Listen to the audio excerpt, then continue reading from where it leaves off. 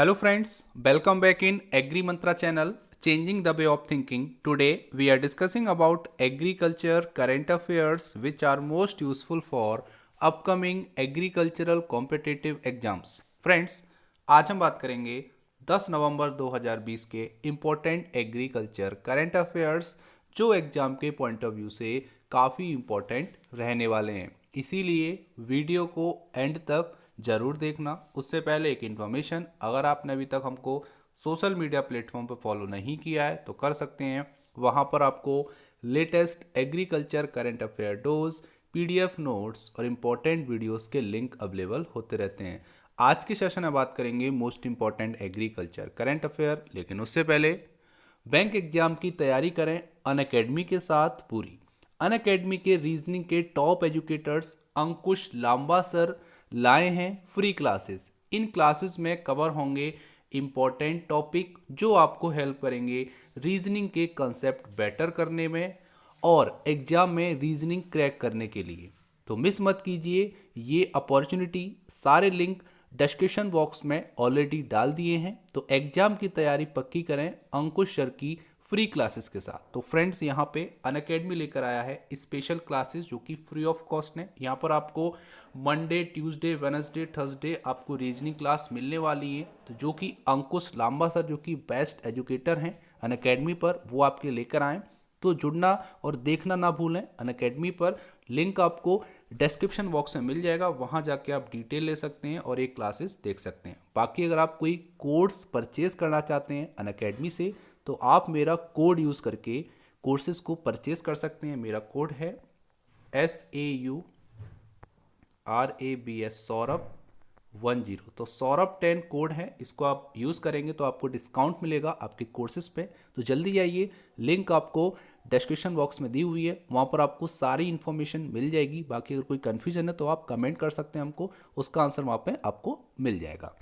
तो आज बात करेंगे most important 3 agriculture current affair, जिसमें पहली हेडलाइन है centre gives green signal to 21 cold chain infrastructure project. तो यहां पर बात हो रही है कि सेंट्रल गवर्नमेंट ने भी हाल ही में हरी झंडी दिखाई है 21 कोल्ड चेन इंफ्रास्ट्रक्चर प्रोजेक्ट पे। तो यहां पर ये जो प्रोजेक्ट है ये वर्क करता है जो लॉस होते हैं हॉर्टिकल्चर और नॉन हॉर्टिकल्चर क्रॉप में आफ्टर हार्वेस्टिंग, जिसको पोस्ट हार्वेस्टिंग बोलते हैं।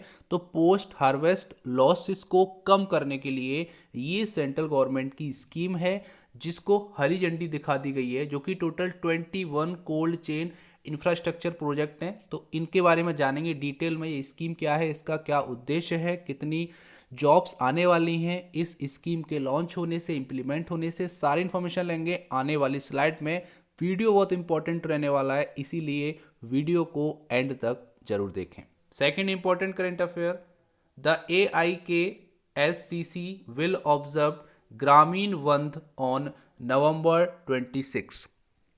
तो यहां पर बात हो रही है ऑल इंडिया किसान संघर्ष कोऑर्डिनेशन कमेटी ने आह्वान किया है ग्रामीण बंद का 26 नवंबर को। तो 26 नवंबर को ग्रामीण बंद का आह्वान किया गया है। किसानों की एक कमेटी है जिसका नाम है ऑल इंडिया किसान संघर्ष कोऑर्डिनेशन कमेटी, जिसको AIKSCC के नाम से जाना जाता है।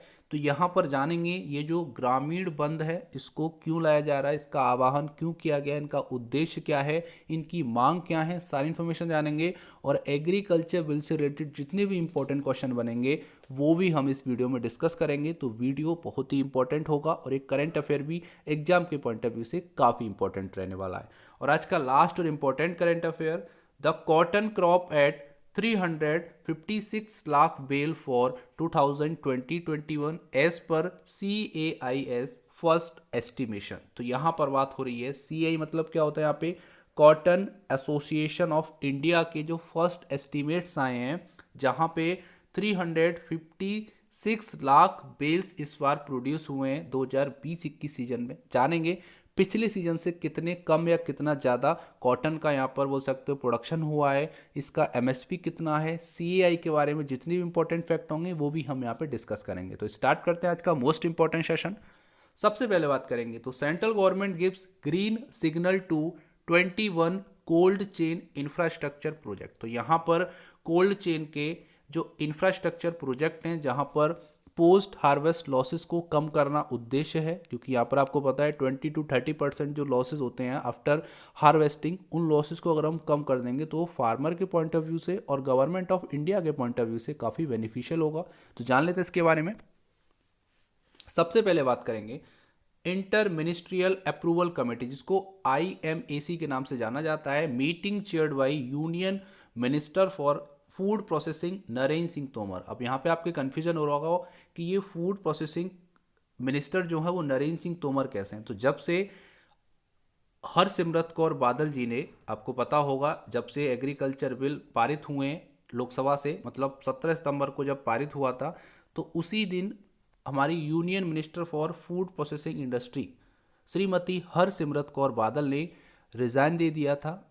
ठीक है, तो यहाँ पर उस रेजिग्नेशन के बाद नरेंद्र सिंह तोमर को यहाँ पर अतिरिक्त भार मिल गया है एक मिनिस्ट्री का, जो कि यूनियन मिनिस्टर फॉर एग्रीकल्चर में आता है, फूड प्रोसेसिंग इंडस्ट्रीज का।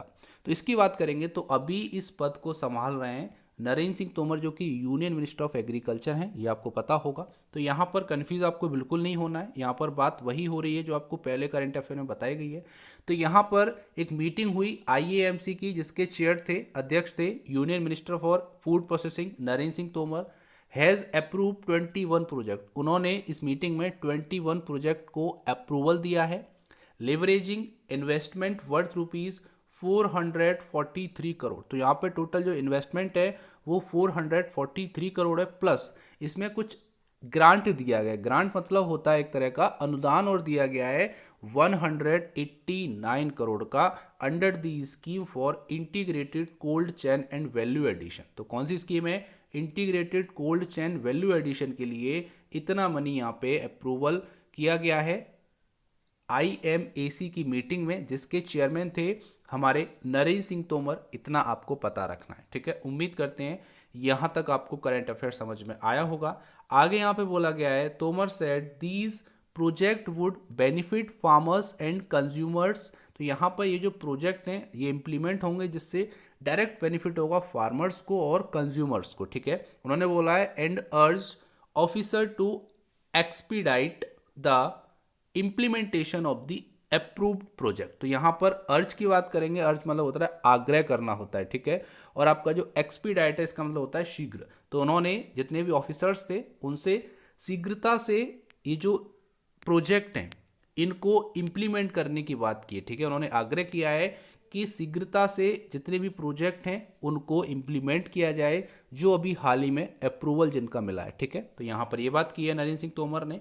आगे बोला गया है जो 21 प्रोजेक्ट हैं जो अप्रूव किए हैं, ठीक है, इस स्कीम के तहत, जो कि आपका for cold chain and value addition infrastructure को डेवलप करने के लिए किया गया है। और यहाँ पर a likely to generate employment for nearly, तो यहाँ पर इन प्रोजेक्ट के इम्प्लीमेंट होने से एम्प्लॉयमेंट जनरेट होगा जो लगभग 12,600 पीपल्स को बेनिफिट होगा। और लगभग यहाँ पे बात की जा रही है 2,592 फार्मर्स को बेनिफिट होगा, ठीक है। तो इतने लोगों को फायदा होगा इस प्रोजेक्ट को आने से, इस स्कीम को इम्प्लीमेंट होने से।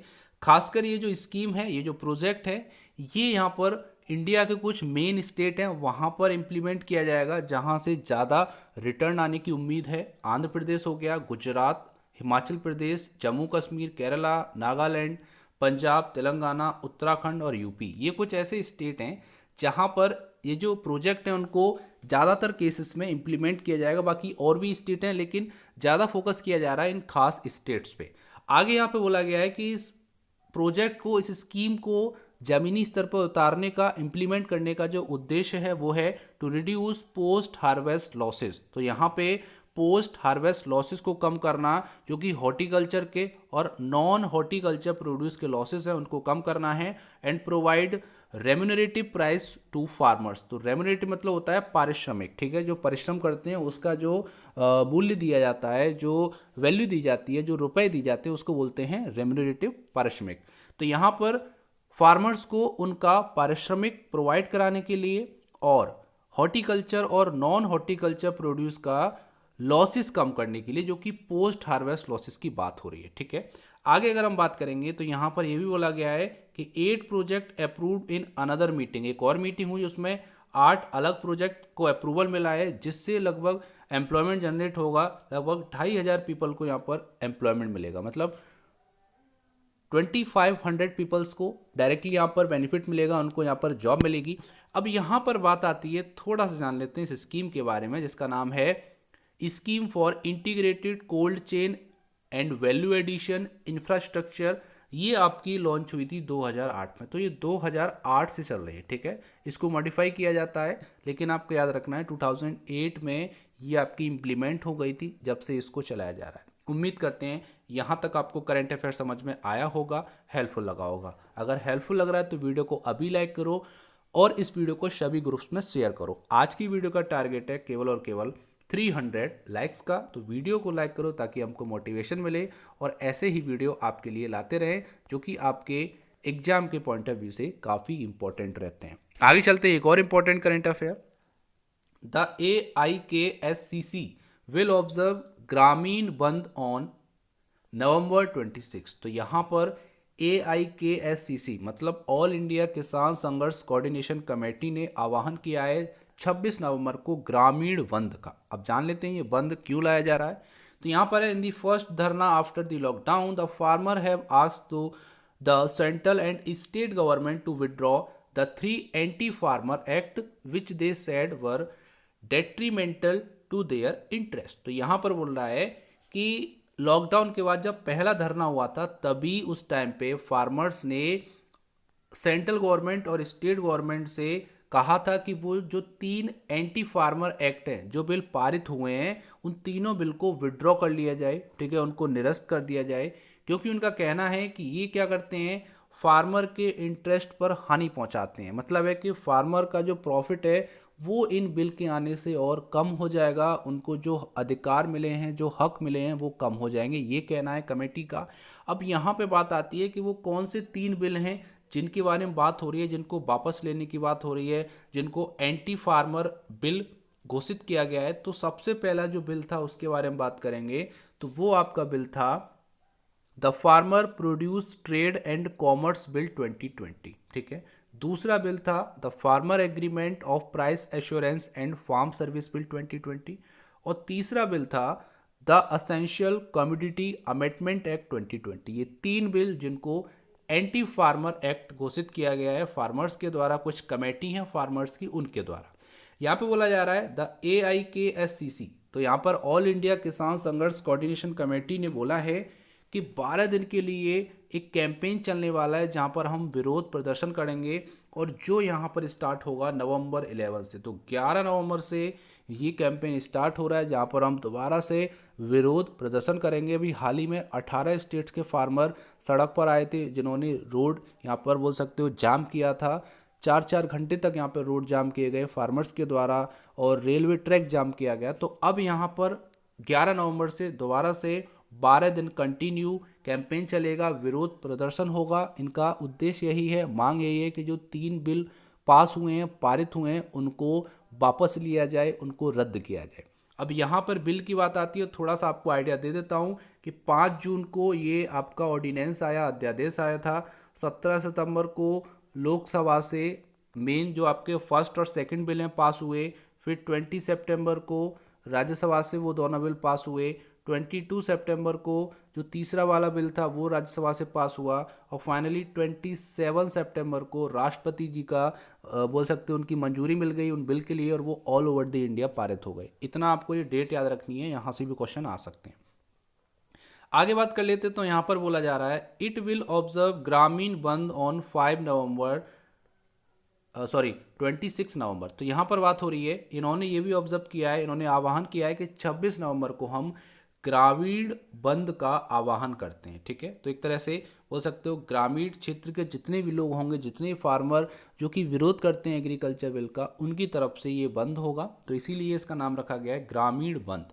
आगे यहाँ पर बोला गया है कि उन्होंने एक रिक्वेस्ट और की है कि जो यूनियन गवर्नमेंट ने भी हाल ही में इलेक्ट्रिसिटी अमेंडमेंट बिल पारित किया है, उसको भी वापस लिया जाए। उसमें भी कुछ खामियां हैं जो कि किसान के पॉइंट ऑफ व्यू से अच्छी नहीं है। आगे यहाँ बोला जा रहा है कि our farmer require more market yard to be set up in every mandal, not to close down existing APMC। तो यहाँ पर किरण कुमार बिस्सा जो कि AIKSCC की तरफ से उन्होंने बोला है, उन्होंने क्या बोला है कि हमारे किसानों को हर मंडल में अधिक मार्केट यार्ड स्थापित करने की आवश्यकता है, न कि मौजूदा APMC के बाजारों को बंद करने की। ठीक है, तो यहाँ पर सरकार चाहती है कि एग्रीकल्चर प्रोड्यूस मार्केटिंग कमेटी बंद हो जाएं, लेकिन यहाँ पर किसान चाहते हैं कि ज़्यादा से ज़्यादा APMC हो, ज़्यादा से ज़्यादा मंडी हो, मार्केट यार्ड और ज़्यादा खोले जाएं ताकि उनके प्रोड्यूस को अच्छे से सेल किया जा सके। लेकिन यहाँ पर गवर्नमेंट उल्टा कर रही है, ये कहना है AIKSCC के किरण कुमार विस्सा का। आगे यहाँ पर यह भी बोला गया है कि the AIKSCC has given a call for चलो दिल्ली नवंबर 26। तो यहाँ पर उन्होंने कॉल किया है, उन्होंने यहाँ पर बोला है चलो दिल्ली 26 नवंबर। एक तरह के कॉल होते हैं जो कि आप जानते हो, कैंपेन चलाई जाती है कि चलो दिल्ली या चलो मुंबई, इस तरह से यहाँ पर एक कैंपेन है चलो दिल्ली नवंबर 26 को। तो ये यहाँ पर बोला है AIKSCC के लीडर, जिनका नाम है वेमुलापल्ली वेंकटमैया। ठीक है, वेमुलापल्ली वेंकटमैया जो कि वहाँ पर लीडर हैं AIKSCC के, इन्होंने बोला है चलो दिल्ली 26। ये भी आपको याद रखना है। यहाँ पर ये भी बोला गया है, डिमांड की गई है तेलंगाना गवर्नमेंट से कि उनको चाहिए जो क्रॉप लॉसेस हुए हैं उनके स्टेट में साइक्लोन की वजह से, उसके लॉसेस की भरपाई करे केरला गवर्नमेंट। ये भी इन्होंने यहाँ पे डिमांड की है, क्योंकि यहाँ पर केरला हो गया, अभी आंध्र प्रदेश में बाढ़ आई हुई है, तो वहाँ पर काफ़ी लोगों की जान चली गई है, फसल बर्बाद हो गई है। तो एक तरह से सपोर्ट की ज़रूरत होती है वहाँ के फार्मर्स को, वहाँ के लोगों को, जो कि राज्य गवर्नमेंट को, स्टेट गवर्नमेंट को करना चाहिए। तो उम्मीद करते हैं यहाँ तक आपको समझ में आया होगा। आगे चलते हैं। आज का लास्ट और important current affair, cotton crop at 356 lakh bale for 2020-21 as per CAI first estimation. तो यहाँ पर कॉटन एसोसिएशन ऑफ इंडिया का पहला एस्टिमेट आ चुका है कॉटन क्रॉप के लिए। तो यहाँ पर 356 लाख बेल यहाँ पर प्रोड्यूस हुए 2020-21 सीजन में। जान लेते इसके बारे में। तो यहाँ पर है, in India's cotton crop for the current year 2020-21 is expected to be lower by about 4 lakh. तो यहाँ पर 2020-21 का जो प्रोडक्शन है वो यहाँ पर थोड़ा सा कम होने वाला है, लगभग 4 लाख बेल से इस बार कम होने वाला है, जो इस बार होगा 356 लाख बेल, जो कि पिछले ईयर में हुआ था 360 लाख बेल। तो यहाँ पर 4 लाख बेल जो है इस बार कम प्रोड्यूस होंगी, ये एक्सपेक्टेशन लगाया जा रहा है CAI की तरफ से फर्स्ट एडवांस एस्टिमेशन में। अब यहाँ पर बेल्स की बात हो रही है, तो आपको याद रखना है जो कॉटन है, कॉटन की बेल होती है 170 kg पर बेल। ठीक है, और यहाँ पर एक और क्वेश्चन आ जाता है जो कि काफ़ी इंपॉर्टेंट है कि जूट और मेस्टा का जो बेल है वो कितने kg का होता है। ठीक है, तो यहाँ पर जूट और मेस्टा का 180 kg पर बेल होता है। ये ऐसे क्वेश्चन है जो कई एग्जाम्स में आ चुके हैं, तो आपको याद रखना है जूट मेस्टा का 180 और कॉटन का 170, 170 किलो एक बेल का वेट होता है, इतना आपको पता रखना है। आगे बात कर लेते हैं। तो यहाँ पर है the cotton association of India CAI on Monday release it's first estimate. उन्होंने मंडे को पहला एस्टिमेट जारी किया है कॉटन क्रॉप का, जो कि स्टार्ट होता है अक्टूबर 1 2020 से एंडिंग ऑन सितंबर 30 2021। तो 1 अक्टूबर 2020 से स्टार्ट हो चुका है ये सीज़न, जो कि चलेगा 30 सितंबर 2021 तक। तो इसी का एस्टिमेशन निकल के आया है कि 356 लाख बेल इस बार प्रोडक्शन होने की उम्मीद है, जो कि पिछली साल से 4 लाख बेल कम है। आगे यहाँ पर बोला जा रहा है कि कुछ राज्यों में एक्सिस रेन, ज़्यादा रेनफॉल की वजह से, और उनका एक इंसेक्ट है पिंक वुलवॉर्म, ठीक है, जो कि बहुत नुकसान पहुंचाता है कॉटन की क्रॉप को। इसकी वजह से इस बार थोड़ा सा डैमेज हुआ है क्रॉप, थोड़ा सा जो प्रोडक्शन है वो डाउन हुआ है। ठीक है, ये कहना है अतुल गनात्रा, जो कि प्रेसिडेंट हैं CAI के, उन्होंने अपने स्टेटमेंट में ये बोला है कि कॉटन क्रॉप इस बार जो कम होने की उम्मीद है उसका कारण है ज़्यादा वर्षा होना और पिंक वुलवर्म का ज़्यादा, बोल सकते हो सभी राज्यों में इसका जो असर था वो देखा गया है, जिससे क्या हुआ है कि क्रॉप प्रोडक्शन कम होने की उम्मीद लगाई जा रही है। आगे यहाँ पर बोला जा रहा है कि क्रॉप कमेटी ऑफ CAI ने एक मीटिंग की थी फ्राइडे को, जो कि लास्ट वीक था। उस टाइम उन्होंने बोला कि जो इंडिया का प्रोजेक्टेड इंडिया कॉटन एक्सपोर्ट है वो 60 लाख बेल है। ठीक है, तो इस सीजन के लिए इंडिया लगभग 60 लाख बेल कॉटन एक्सपोर्ट करेगी। ठीक है, जो कि लगभग 10 लाख बेल बोल सकते हो एक्स्ट्रा है from the export estimate of 50 lakh bale in previous crop year. तो पिछले साल केवल 50 लाख बेल का एक्सपोर्ट हुआ था, इस बार 60 लाख बेल का एक्सपोर्ट होने की उम्मीद है, जो कि 10 लाख बेल ज़्यादा है पिछले साल से कंपेयर करने पे। इतना सा है, यहाँ पे कन्फ्यूजन नहीं क्रिएट होना चाहिए। आगे बोला जा रहा है cotton import are likely to 14 lakh bale. और अगर हम इंपोर्ट की बात करें, क्योंकि हमारा जो देश है वो बहुत ज़्यादा कंज्यूमिंग करता है हर चीज़ की, तो यहाँ पर कॉटन का भी कंजप्शन अच्छा है, तो इसीलिए कभी कभी ज़रूरत पड़ती है इंपोर्ट करने की। तो यहाँ पर 14 लाख बेल इस बार इंपोर्ट करी जाएंगी इस सीज़न में कॉटन की बेल, जो कि पिछले साल से 1.5 लाख बेल कम है। तो मतलब है कि 1.5 लाख बेल इस बार कम इंपोर्ट की जाएंगी, क्योंकि पिछले ईयर जो इंपोर्ट किया गया था वो था 15.5 लाख बेल, तो उससे इस बार 1.5 लाख बेल का मतलब 40 लाख बेल का इंपोर्ट होगा, आयात होगा, इतना आपको पता रखना है। आगे यहाँ पे बोला गया है कि सीआई ने यहाँ पर एस्टिमेट किया है एनुअल कॉटन कंजप्शन, तो साल में कितना कंजप्शन होगा एनुअली इंडिया का, ये यहाँ पर बात हो रही है। तो यहाँ पर कॉटन का जो एनुअल कंजप्शन है वो एस्टिमेट किया गया है 330 लाख बेल, ठीक है, जो कि इस बार अप हुआ है 80 lakh bale compare to 250 lakh bale in the previous cotton season. तो पिछले साल में बात करेंगे, पिछले साल का जो सीजन था कॉटन का, उस टाइम केवल 250 लाख बेल कंजप्शन था एक साल का, जो बढ़ के इस बार कितना हो गया 330 लाख बेल, जो कि आपको पता है पॉपुलेशन भी इंक्रीज हो रही है तो इसलिए डिमांड बढ़ रही है, इसीलिए यहाँ पर जो आपका कंजप्शन है इस बार ज़्यादा होने की उम्मीद है। तो इतना आपको पता रखना है इस इंपॉर्टेंट करंट अफेयर से। उम्मीद करते हैं यहाँ तक आपको करंट अफेयर समझ में आया होगा, हेल्पफुल लगा होगा। अब यहाँ पे एक ही फैक्ट बचा जो कि कॉटन से रिलेटेड है, वो है एमएसपी। तो एमएसपी की बात करेंगे फॉर सीजन 2020-21 के लिए, दो तरह के एमएसपी यहाँ पर आते हैं, एक आपका मीडियम स्टेपल के लिए, एक लॉन्ग स्टेपल के लिए। तो यहाँ पर जो एमएसपी है मीडियम स्टेपल के लिए वो है 5,515 रुपीज़ पर क्विंटल, और यहाँ पर जो लॉन्ग स्टेपल है उसकी बात करेंगे तो 5,825 रुपीज़ पर क्विंटल।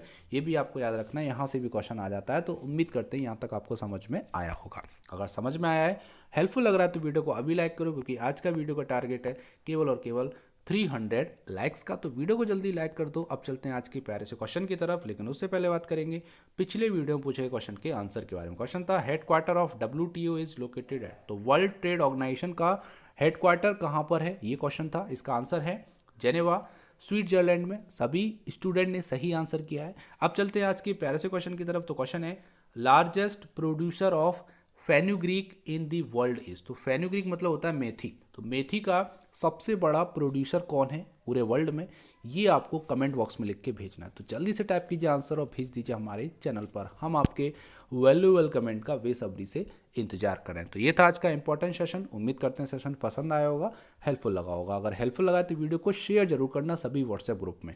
और फ्रेंड्स, इसका PDF आपको हमारे टेलीग्राम चैनल और व्हाट्सएप ग्रुप पर मिल जाएगा, जिसकी लिंक डिस्क्रिप्शन बॉक्स में दे दी है। So thank you for watching. जय हिंद, जय भारत।